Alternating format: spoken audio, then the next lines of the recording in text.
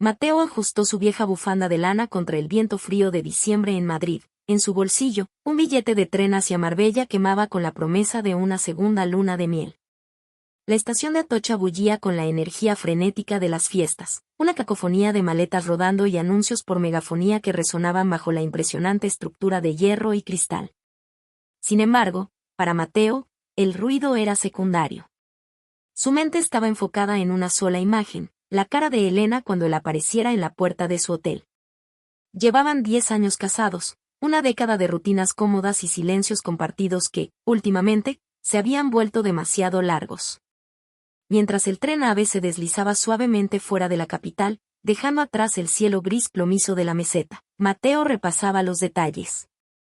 Elena se había marchado 2 días antes, quejándose de la interminable conferencia farmacéutica que la obligaba a viajar al sur. «Es solo trabajo aburrido, cariño», le había dicho mientras empacaba.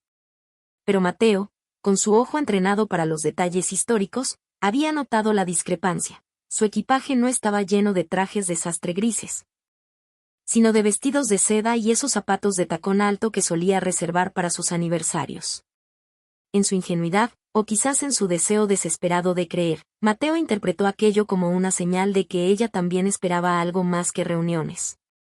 Quizás, pensó, ella tendría tiempo libre por las noches. El viaje de 3 horas pareció durar un suspiro. Cuando Mateo llegó a Marbella, el aire cambió drásticamente. La brisa marina llevaba un aroma a sal y dinero antiguo. El taxi lo dejó frente al Hotel Gran Meliá, una fortaleza de mármol blanco y palmeras que se mecían con una elegancia ensayada. Al bajar del coche, Mateo sintió el peso de las miradas ajenas. Su abrigo de paño, aunque limpio y digno, tenía el desgaste visible de 5 inviernos en las aulas. Sus zapatos eran prácticos, no italianos. En este ecosistema de Teslas y relojes Rolex, un profesor de historia de secundaria era una anomalía. Caminó hacia la recepción con el ramo de 2 docenas de rosas rojas que había comprado en un puesto cercano, protegiéndolas del viento como si fueran una llama olímpica. El vestíbulo era intimidante, con techos altos y lámparas de araña que parecían lágrimas de cristal congeladas. Se acercó al mostrador, donde una recepcionista joven, impecablemente maquillada, tecleaba con desinterés.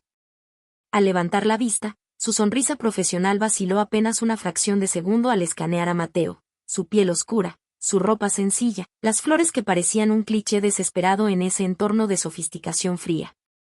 «Buenas tardes», dijo Mateo, manteniendo la voz firme y educada. «Vengo a dar una sorpresa a mi esposa, la señora Elena Vega. Está en la habitación 847. ¿Podría facilitarme una copia de la llave, por favor?»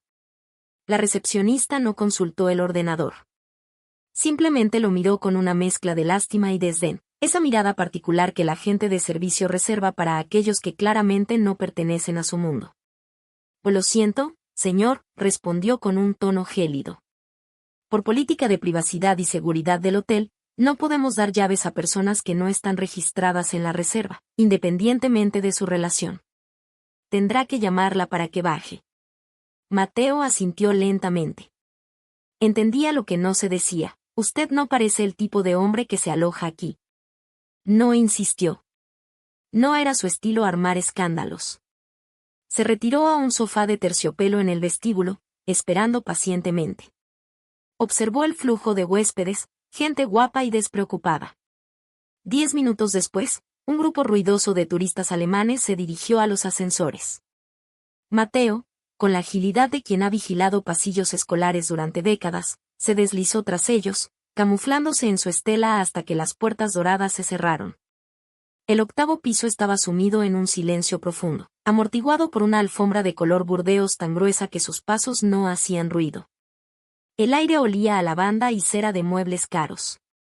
Mateo contó los números de las habitaciones, sintiendo como su corazón martilleaba contra sus costillas, no por miedo, sino por una anticipación casi infantil.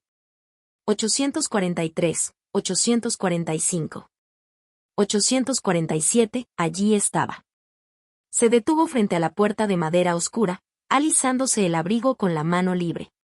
Imaginó la escena, él tocaría, Elena abriría con los ojos muy abiertos, y luego se fundirían en un abrazo que borraría la distancia de los últimos meses. Levanta la mano para tocar, pero se congela. Desde adentro no se oyen debates de negocios, sino la risa inconfundible de Elena y una voz masculina profunda gemir su nombre. Antes de descubrir qué decisión tomará Mateo frente a esa puerta. Si sigues aquí y encuentras valor en los detalles de esta historia, por favor deja un número 8 en los comentarios para hacerme saber que nos estás acompañando en este difícil momento. Y si aún no eres parte de nuestra comunidad, te invito de corazón a suscribirte y activar la campanita para no perderte ningún capítulo de esta lección de vida. Vuestro apoyo es lo que nos permite seguir creando contenido maravilloso para informaros e inspiraros. Ahora, respiremos hondo y continuemos. Las rosas cayeron sobre la alfombra Burdeos, un sonido sordo que solo Mateo pudo escuchar, mientras su mundo se derrumbaba al otro lado de la puerta 847. Durante un instante eterno, el impulso primitivo de cualquier hombre herido se apoderó de él, la urgencia de golpear la madera, de gritar, de exigir una explicación a la mujer con la que compartía su vida y su cama. Sus manos se cerraron en puños, los nudillos blancos por la tensión, y su respiración se volvió errática, como si el aire del pasillo se hubiera vuelto repentinamente tóxico. Pero entonces, algo en la mente de Mateo hizo clic. Fue un mecanismo de defensa forjado tras 30 años enseñando historia, analizando las grandes batallas y las caídas de los imperios. Recordó a Quinto Fabio Máximo, el general romano que derrotó a Aníbal no mediante la fuerza bruta, sino negándose a presentar batalla cuando el enemigo era más fuerte, optando por el desgaste y la paciencia. La retirada estratégica, pensó, forzando a sus pulmones a exhalar. Retroceder no es cobardía, es preparación. Si entraba ahora, sería solo el marido celoso y patético, un hombre negro de clase media haciendo una escena en un hotel de 5 estrellas. Ellos llamarían a seguridad. Él sería el agresor, ellos, las víctimas de un malentendido. Perdería la dignidad y, probablemente, cualquier ventaja legal. Con una frialdad que lo asustó, Mateo se agachó y recogió el ramo de rosas.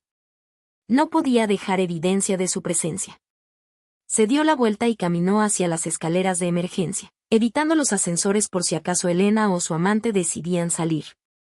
Bajó los 8 pisos a pie, cada escalón sirviendo para enfriar su furia y cristalizarla en algo más duro y peligroso: determinación.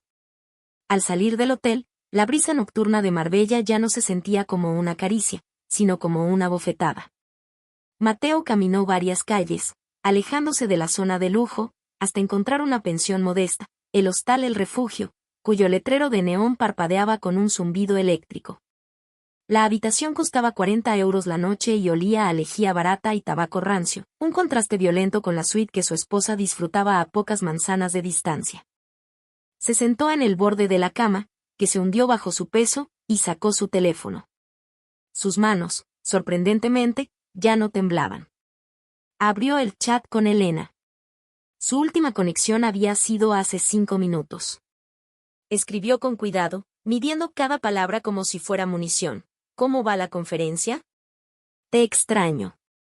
Espero que puedas descansar pronto. La respuesta llegó casi de inmediato, acompañada de 3 puntos suspensivos que bailaron en la pantalla, burlándose de él. Agotadora, mi amor. Estamos en una cena de negocios aburrida con los inversores. No veo la hora de volver a casa. Te llamo mañana. Te quiero. Mateo leyó el mensaje 1, 2, 3 veces. Cena de negocios. La mentira no era lo que le dolía, era la facilidad con la que ella la había tecleado, probablemente mientras se arreglaba el cabello en el espejo de un baño que olía a sexo.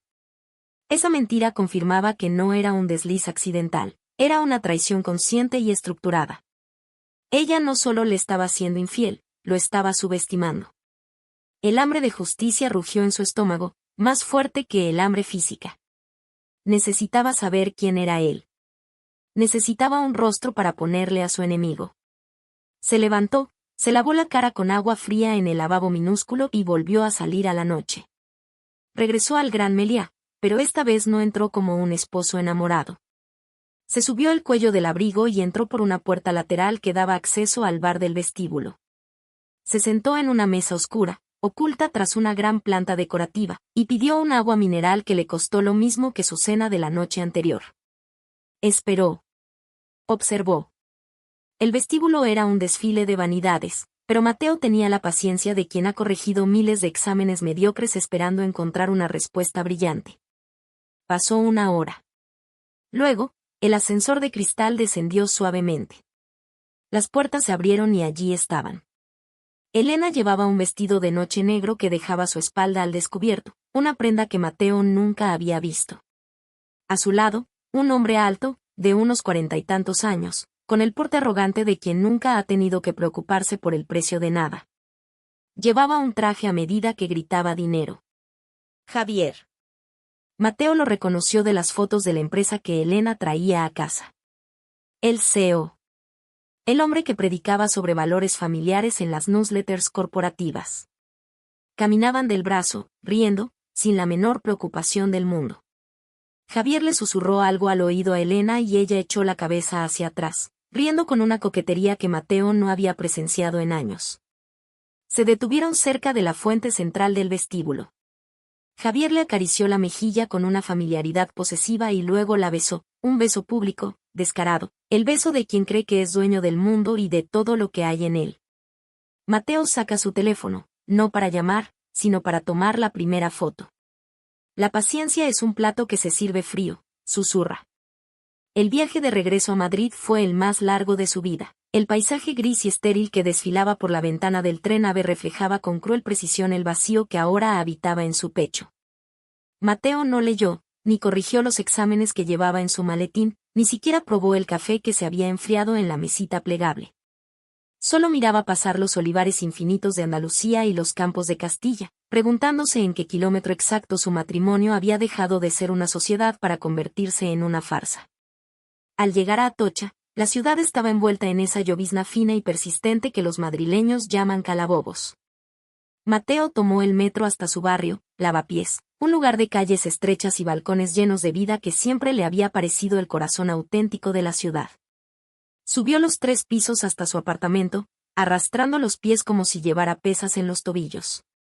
Al abrir la puerta, el silencio de la casa lo recibió no con paz, sino con una acusación. Las fotos de la boda en el recibidor, el cuenco de cerámica que compraron en Toledo, el olor a su suavizante de ropa, todo parecía ahora parte de un decorado de teatro que ya no tenía sentido. Mateo dejó su maleta en la entrada y se dirigió directamente a la habitación de invitados, que Elena había convertido en su despacho hacía 2 años, cuando fue ascendida. Era un territorio que él solía respetar, una frontera invisible entre su mundo académico y el mundo corporativo de ella. Pero las fronteras, decidió Mateo mientras giraba el pomo, solo son válidas entre aliados. En la guerra, no existen.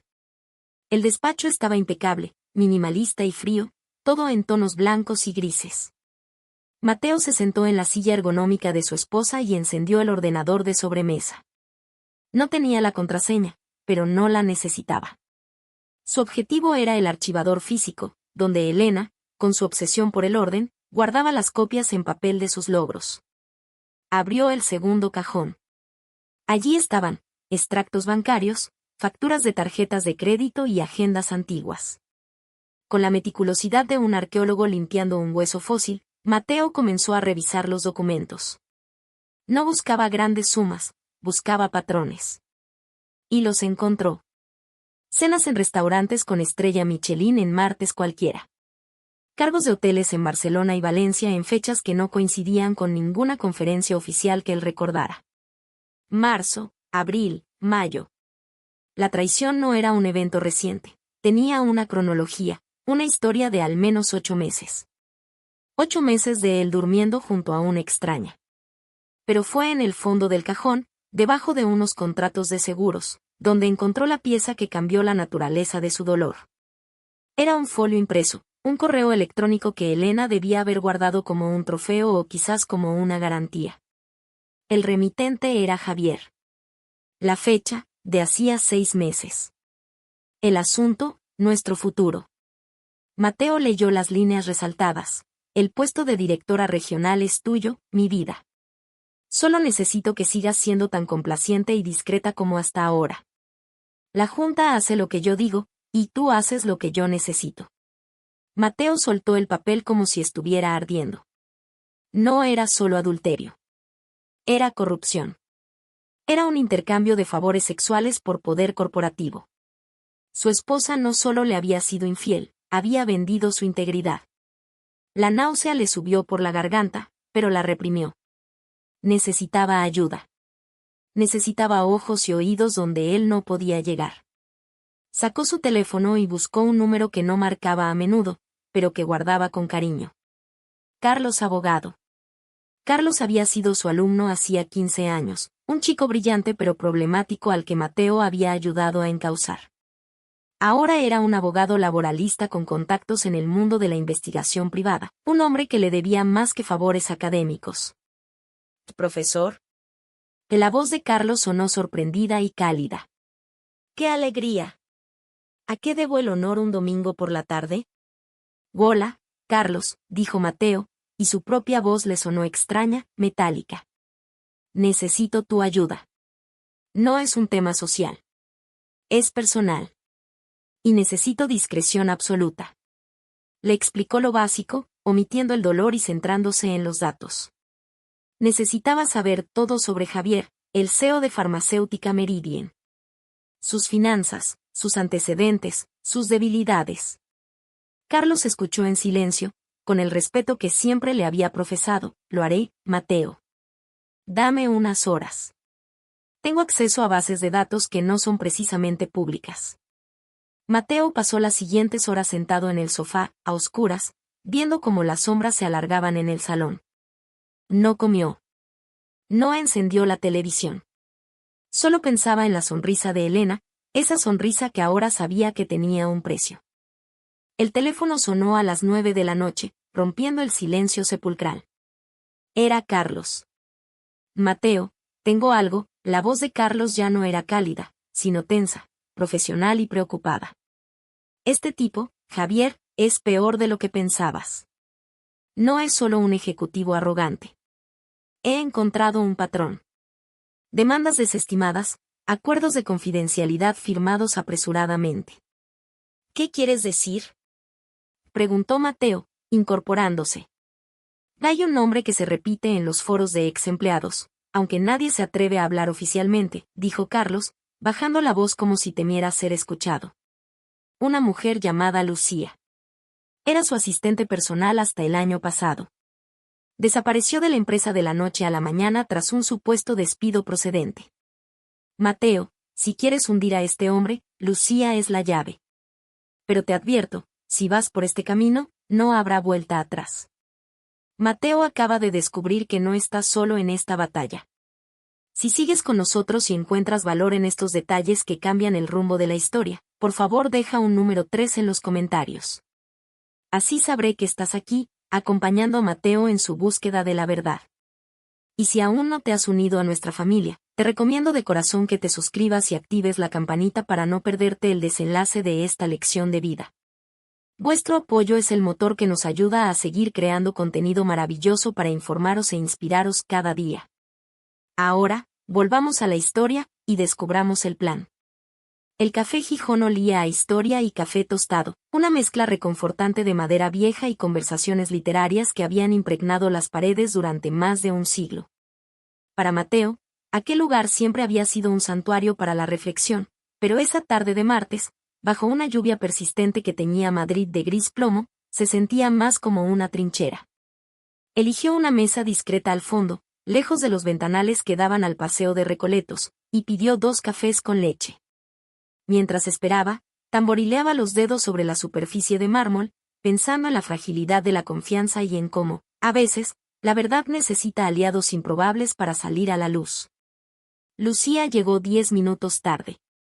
Era más joven de lo que Mateo había imaginado por la descripción de Carlos, quizás 35 años, pero sus ojos tenían esa sombra de cansancio perpetuo que solo deja el estrés postraumático. Llevaba una gabardina beige empapada y miraba a su alrededor con la cautela de un animal que ha sido cazado antes. Cuando localizó a Mateo, dudó un instante antes de acercarse. ¿El profesor Van? Preguntó en voz baja, sin sentarse todavía.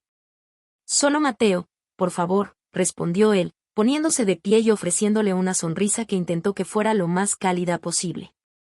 Gracias por venir, Lucía. Sé que esto no es fácil para usted.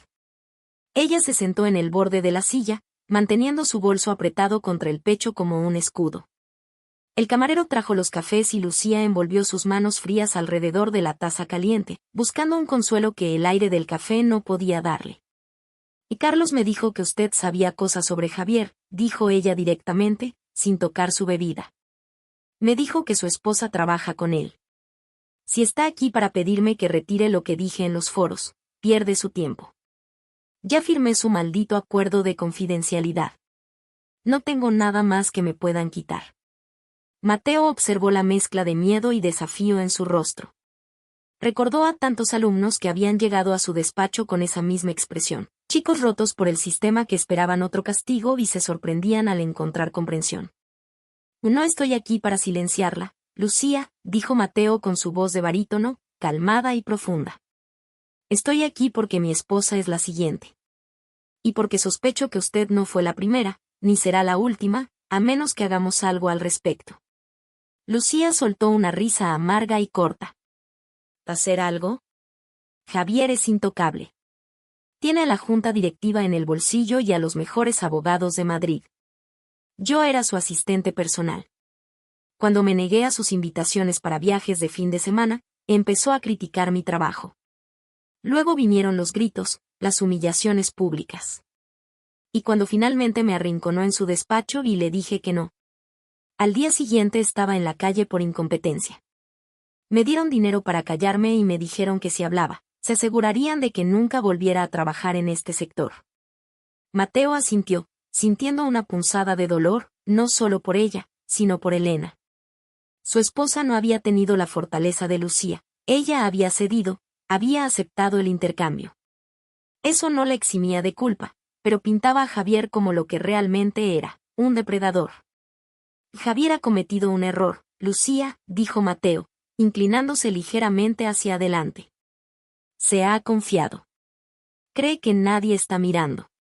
Cree que los maridos somos estúpidos y que las exempleadas están asustadas. Pero yo tengo pruebas de su corrupción actual. Tengo correos, tengo fechas. Lo que no tengo es el precedente. Necesito demostrar que esto es un patrón de conducta, no un incidente aislado. Lucía bajó la mirada a su café. El silencio se estiró entre ellos, denso y pesado. Si hablo, me demandarán, susurró. Tengo una hija pequeña, Mateo. No puedo permitirme juicios. No tendrá que hacerlo sola, le aseguró Mateo. Carlos se encargará de la parte legal. Él cree que el acuerdo de confidencialidad es nulo si se demuestra que encubría un delito continuado de acoso y corrupción.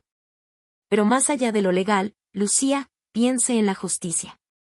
Ese hombre le robó su dignidad y su carrera. ¿Va a dejar que se salga con la suya para siempre? El mal triunfa cuando la gente buena guarda silencio. Esa es la única lección de historia que realmente importa. Las palabras flotaron en el aire, resonando en la conciencia de la mujer. Mateo vio el conflicto en sus ojos, el miedo luchando contra la dignidad herida. Finalmente, Lucía suspiró, un sonido largo que pareció vaciarla de tensión. Abrió su bolso con manos temblorosas y rebuscó en un bolsillo interior con cremallera. Sacó un pequeño dispositivo USB plateado y lo puso sobre la mesa de mármol, deslizándolo lentamente hacia Mateo. Y el día que me despidió, dijo con la voz quebrada, dejé la grabadora de mi móvil encendida en el bolsillo. Tengo la conversación. Tengo sus amenazas. Me dice explícitamente que si no me acuesto con él, estoy fuera. Me dice que soy reemplazable y que hay una fila de mujeres dispuestas a hacer lo que sea por un ascenso. Nunca me atreví a usarlo. Tenía tanto miedo. Mateo miró el pequeño objeto metálico. Allí estaba. La pieza que faltaba. La espada que necesitaba para cortar la cabeza de la serpiente. Extendió la mano y cubrió el USB, sintiendo el frío del metal bajo su palma. Ya no tienes que tener miedo, dijo Mateo, mirándola a los ojos con una intensidad feroz. Ahora el miedo va a cambiar de bando. Recogió el dispositivo y lo guardó en el bolsillo de su abrigo, junto a su corazón. Se puso de pie y dejó un billete sobre la mesa para pagar los cafés. Es hora de dar una lección, Lucía. No solo por mí, sino por ti. Y te prometo que será una lección que jamás olvidarán. La mañana de la gran gala de Navidad de la empresa amaneció con un cielo azul engañosamente claro sobre Madrid. Elena se vestía frente al espejo de cuerpo entero del dormitorio, ajustándose unos pendientes de diamantes que destellaban con la luz invernal, pensando que hoy sería coronada reina, sin saber que el trono ya estaba en llamas. Tarareaba una canción alegre, radiante con esa confianza blindada que da la ambición cuando está a punto de ser satisfecha. Hoy es el día, Mateo, dijo ella, girándose para mostrarle su perfil. Javier va a hacer el anuncio especial antes del brindis. Por fin, todo el esfuerzo valdrá la pena. ¿Me veo bien? Mateo, sentado en el borde de la cama con una taza de café en la mano, la observó con una calma que a ella le pareció devoción, pero que en realidad era la tranquilidad del verdugo antes de bajar la hacha. Te ves exactamente como tienes que verte, Elena, respondió él. Disfruta de la mañana. Cuando ella salió, dejando una estela de perfume caro y portazos apresurados, Mateo no se movió. Miró el reloj, 8:55 de la mañana, caminó despacio hacia su ordenador portátil, abierto en la mesa del comedor. Tenía 2 borradores de correo electrónico preparados desde la noche anterior. El primero tenía un solo destinatario, Patricia, la esposa de Javier. El asunto, lo que necesita saber sobre Marbella. Adjuntas iban las fotos del vestíbulo del hotel y los registros de las cenas románticas pagadas con tarjetas corporativas. El segundo correo era más pesado, tanto en megabytes como en consecuencias. Los destinatarios eran los 12 miembros de la junta directiva de Farmacéutica Meridian, con copia oculta a un periodista de El Confidencial que Carlos había contactado. El asunto: evidencia de corrupción sistémica y acoso laboral, caso Javier P. El archivo adjunto la-verdad, zip contenía la grabación de voz de Lucía, los correos impresos donde Javier condicionaba ascensos a favores sexuales, y el análisis financiero de los gastos fraudulentos. A las 9 de la mañana en punto, Mateo presionó enviar. No hubo sonido de explosión, ni sirenas, solo el suave clic de un ratón. Pero Mateo sabía que acababa de detonar una bomba nuclear en el centro financiero de Madrid. Cerró el portátil, se vistió con ropa cómoda y comenzó a sacar las maletas de viaje del altillo. El día pasó con una lentitud agónica. A través de mensajes encriptados de Carlos, Mateo recibió el parte de guerra. A las 10:30, Patricia se presentó en las oficinas de Meridian hecha una furia, exigiendo ver a su marido. A las 11:15, el director de Recursos Humanos y 2 guardias de seguridad interrumpieron la reunión pregala de Javier. A las 12, el rumor ya corría por los pasillos como la pólvora: Javier había sido escoltado fuera del edificio. Y el ascenso de Elena Vega había sido congelado indefinidamente bajo sospecha de conflicto de intereses y violación del código ético. Cuando la cerradura de la puerta principal giró a las 8 de la tarde, el sonido fue tímido, vacilante. Elena entró en el apartamento. No quedaba nada de la reina de la mañana.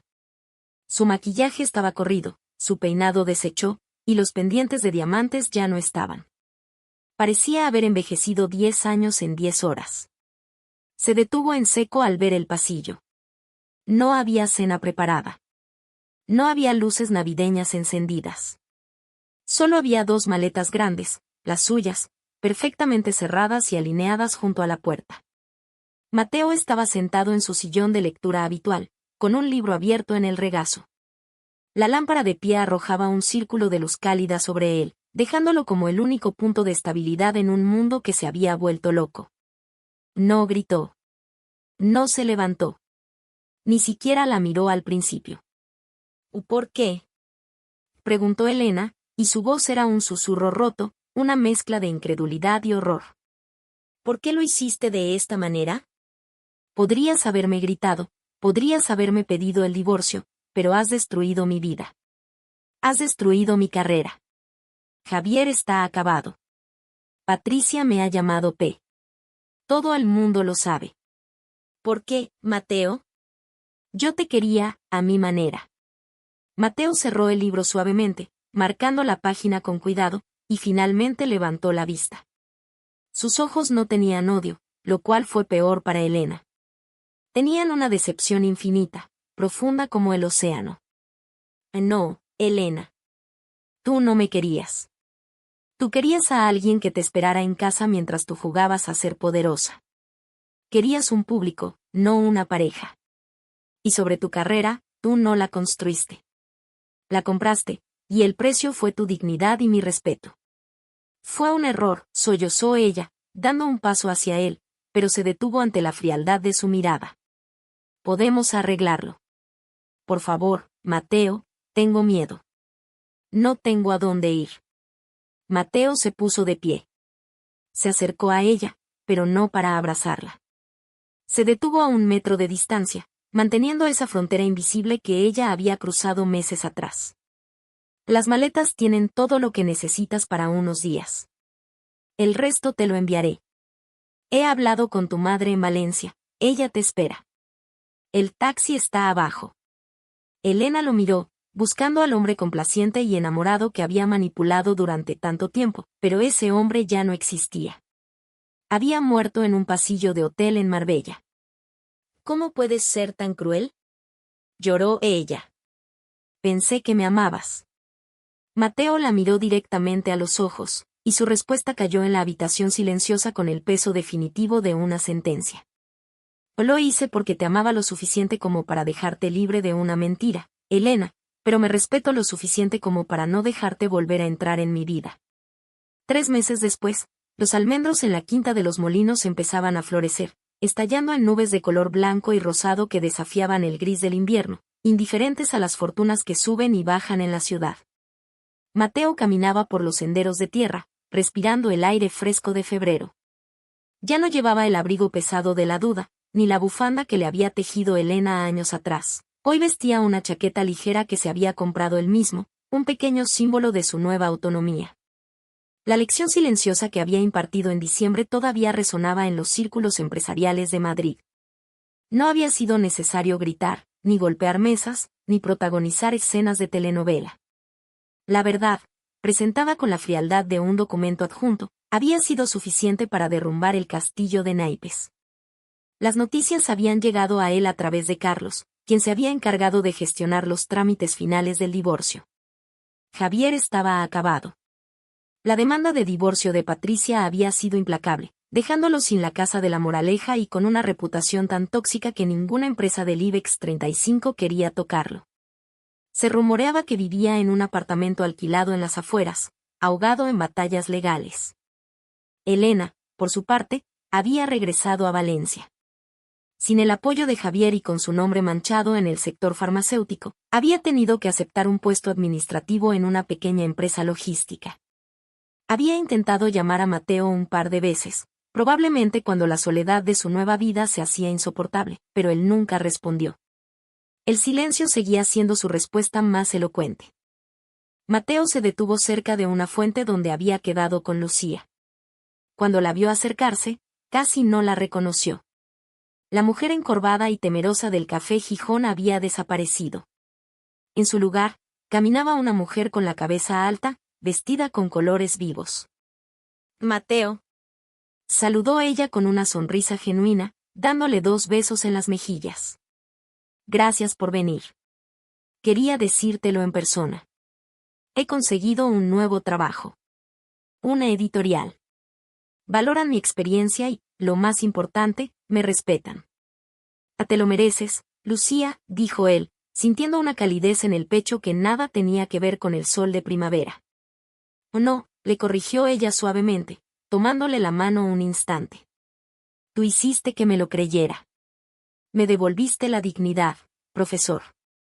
Y eso vale más que cualquier indemnización que hayamos sacado de Meridian. Se despidieron con la promesa de mantener el contacto. Mateo continuó su paseo, deteniéndose en un kiosco para comprar una bolsa de churros calientes. El azúcar se le pegó a los dedos, un placer sencillo y honesto que disfrutó mientras se sentaba en un banco frente al lago. Mientras observaba a unos patos pelearse por un trozo de pan, una voz joven lo sacó de sus pensamientos. ¿El profesor Van? Un hombre joven que empujaba un cochecito de bebé se detuvo frente a él. No me diga que no se acuerda de mí. Soy David, promoción del 2010. Usted me aprobó historia raspado, pero me enseñó que quien olvida su pasado está condenado a repetirlo. Mateo rió, una risa franca y sonora que no había escuchado salir de su propia garganta en mucho tiempo. Hombre, David. Me alegro de verte. Veo que has estado ocupado, señaló al bebé. Sí, profe. La vida sigue. Oiga, se le ve bien. Muy bien, de hecho. Me siento bien, David. Gracias. Cuando el antiguo alumno se alejó, Mateo se recostó en el banco. Se dio cuenta de que durante meses había definido su valor por el éxito de su esposa, por el coche que no tenía, por el dinero que no ganaba. Pero la realidad era que su riqueza siempre había estado ahí, en la integridad, en la capacidad de ayudar a Lucía, en el respeto de sus alumnos, en la paz de poder comer unos churros al sol sin tener nada que ocultar. Había perdido una esposa, sí, pero se había recuperado a sí mismo. Mira al horizonte, donde las copas de los almendros tocan el cielo azul de Madrid. La vida, como la historia, siempre tiene un nuevo capítulo para quienes tienen la paciencia y el coraje de escribirlo.